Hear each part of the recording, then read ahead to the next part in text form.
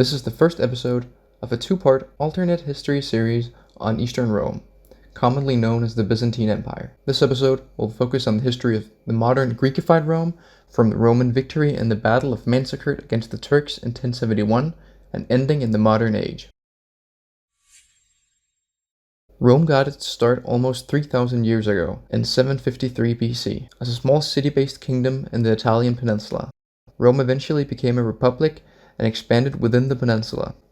Then it went on to defeat its rival Carthage, and then expanded across Europe and the Mediterranean, where it remained in control for over half a millennia. After Emperor Julius Caesar, it had also become more of a dictatorship than a republic. Due to barbarian invasions in the 300s and 400s AD, Rome lost much of its power and went on to only cover the eastern Mediterranean. Since then, Rome was never the same, as it never reconquered the west for more than short periods of time. It also moved in a more Greek direction, as the lingua franca in the east was Greek. Although its reach didn't go as far as France or the British Isles anymore, Rome remained a major power in the Mediterranean. The Roman Republic we know today really got its start after the Battle of Manzikurt against the Turks in 1071, where the Roman Empire showed that it could repel invading nomads, and cemented their dominance over Anatolia, which otherwise could have been conquered and settled by the Turks. Following the defeat of the Turks returned to Persia and ruled as a noble class, and eventually assimilated into Persian culture. Rome, however, was at the end of its recession it had seen over the past many hundreds of years, and went on to conquer lost territories in the east, as the area was ripe for the taking after the chaos caused by the invasion of the Seljuk Turks. The empire also solidified its presence in the northwestern Balkans and subdued the Slavs in the area. Rome did, however, lose its foothold in the Italian peninsula to the Holy Roman Empire. During the 1100s, the Roman borders shifted back and forth several times in the Levant and Middle East, and it lost control of some of the northwestern Baltic lands it had held before. But in the early 1200s, Roman campaigns in the Levant saw some success, but things were brought to a halt when the Mongols invaded in the 1240s. Although partially thanks to the fact that the Mongols were so overstretched at this point, the Romans managed to defeat them, and they never advanced further into the Middle East. Later, in the 1260s, the Middle East was very vulnerable following the Mongol invasions, and because of this, Rome managed to conquer the Holy Lands and maintain their presence there, unlike in previous campaigns. Rome didn't see much expansion in the following centuries, as expanding more into majority Muslim lands proved very difficult, as many Muslims would never accept Roman rule. Rome did come into conflict with Hungary several times, although none of those wars ended in a decisive victory. Although Rome didn't see much territorial growth in the following centuries, they did prosper economically and were in a better place than they had been since Justinian's conquests. Jumping ahead over 100 years, Rome had its first major successful campaign in centuries, and this is where the Roman Empire begins to see major expansion once again. In a series of campaigns in the late 1400s, Rome conquered much of the Caucasus region and expanded Roman settlements in Crimea. In the early 1500s, Rome also saw a little success in the successful Egyptian campaign, where it established itself in Africa for the first time since the Muslim conquests. This was, however, not the end of the Roman expansion, as they had yet to conquer their primary goal of Alexandria and northern Egypt, which they succeeded in later, in the 1520s in their war against the weakened Mamluks. At this point in Roman history, the empire was a very stable state, as the most powerful nation in the Mediterranean. Other European kingdoms were catching up to Rome, however. For instance, the Tsardom of Russia, which for much of late Roman history had been on good terms with the empire. But in the 1580s, Russia's interests were in conflict with Rome's. After having conquered the Golden Horde, they were bordering the Roman peninsula of Crimea, which Russia wanted since it provided great access to the Black Sea. And so, Russia and the Roman Empire went to war. It was by no means a decisive victory for Russia, but because of their easier access to Crimea as they bordered it, they managed to take control of it, and the Romans eventually conceded.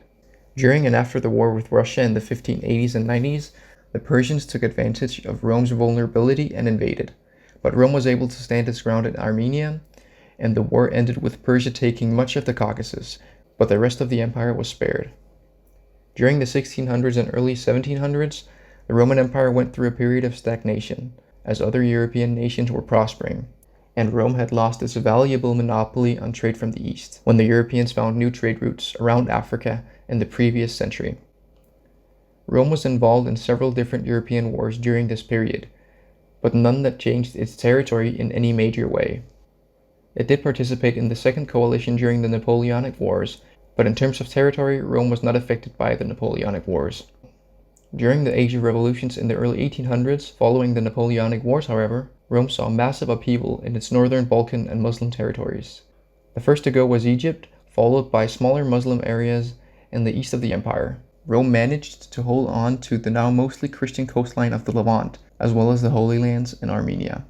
But in the 1820s, major revolutions of Serbs and Bulgars led to the loss of some Balkan lands, forcing Rome to retreat from its strong position along the Danube. But Rome did manage to keep everything south of the Balkan Mountains, as much of this land had been Greekified throughout the centuries. The Balkan Mountains also still provided a strong and very defensible border. Following the revolutions across the empire in the 1830s, Rome also nominally gave Armenia independence, and it became a subject kingdom under the Roman Empire. This is where Roman history took a major turn though, as many Roman citizens felt inspired by the revolutions across the empire as well as in France, and wanted more representation in Roman government. This sparked a civil war which would forever change Rome. Civilians, along with parts of the military, rose up and demanded that Rome return to a republic like it had been in ancient times. They wanted to return power to the Senate, which had very limited powers under the practically monarchy-esque system Rome had been under since Julius Caesar. And they also wanted emperor to be an electable position, with checks and balances, much like in the American Republic across the seas. The Republican rebels adopted a different flag to be used in battle to distinguish themselves from imperial troops. It was heavily inspired by the old imperial flag, but in blue and white, colors which had come to represent the Greek-speaking people of the empire.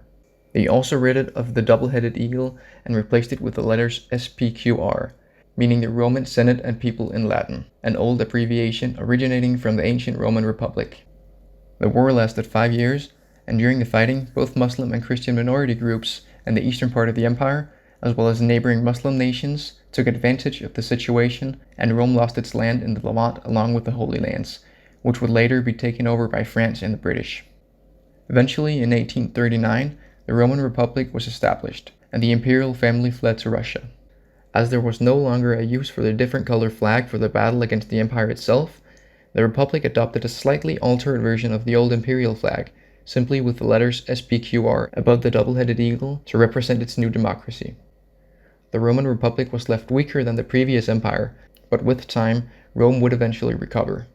By the time of the First World War, Rome had completely recovered and was not far behind the other European powers in terms of industrialization and technology.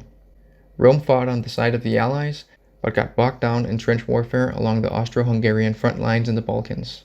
Following the defeat of the Germans and Austrians, in the 1920s, many Romans became more weary of war and much less interested in expanding the empire, feeling content with the already strong position Rome was in.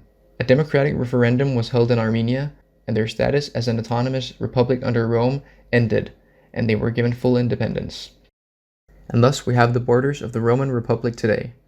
Rome was a key member of the Allies in World War II, where they were invaded by Italy and Germany, and managed to keep out the Italians and kept the Germans busy for much of the war in the Balkans and Greece until the Soviets and Allies could make their push in the east and west.